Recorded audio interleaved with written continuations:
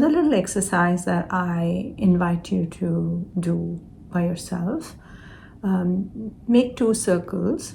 On the left circle, write down a couple of things that are really important to you for what you're looking for in the therapist. Once you've got the list, so make it about 3 or 4 things that are really important. And then on the right side, write down 3 or 4 things that identify yourself or aspects of your identity or culture or appearance that are important to you. Looking at the 2 circles now next to each other, notice how similar what you're looking for is from your own location, from your own identity. This is often something that we all as clients perhaps very unconsciously navigate in our search for an ideal therapist.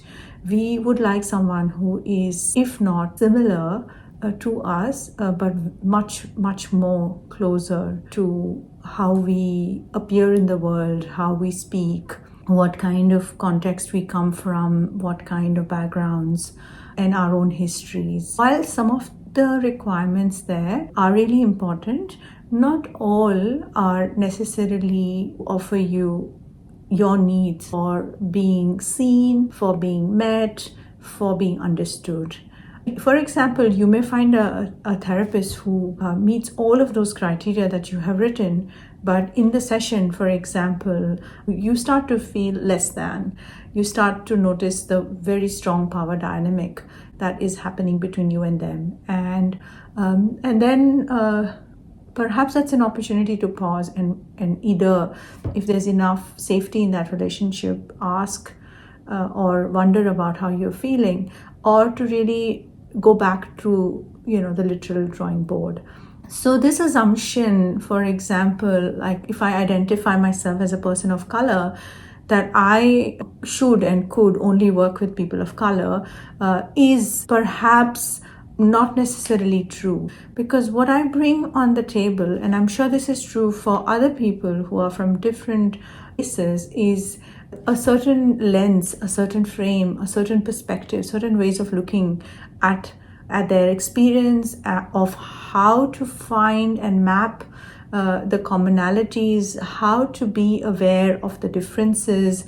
This quality that is called reflexivity, which is how am I in dialogue with my own self in the context of the person with whom I'm working.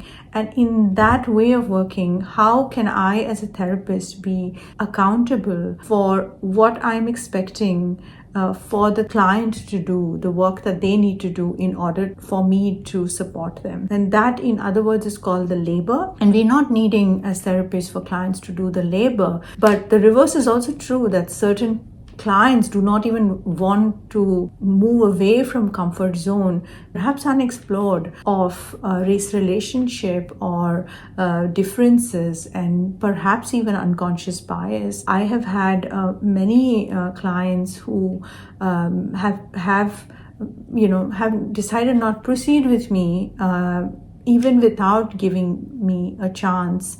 Or the reverse is also true, that some others come towards me mostly because there is a certain quality of comfort or familiarity that I bring.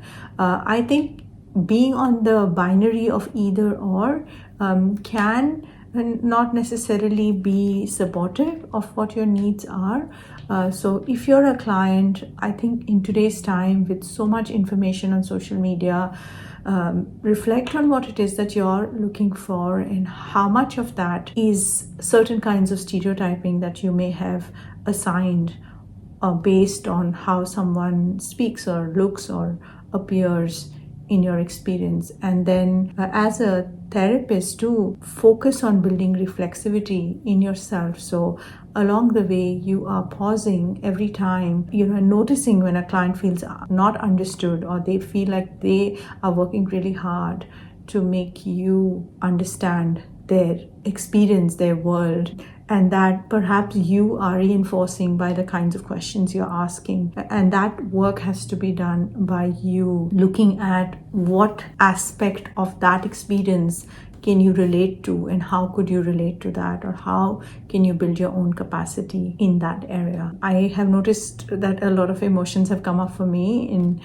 expressing this idea. It's been something I've been thinking about for a very long time, and I hope by me speaking to this topic of what comes in the way of opportunity and experience on everyone's court, that new ways of thinking and knowing can emerge. I hope you found this conversation from me, questions that I'm asking, useful, and if you did so, please feel free to subscribe and support my work, and if you'd like to leave me a comment. Thank you so much. Bye.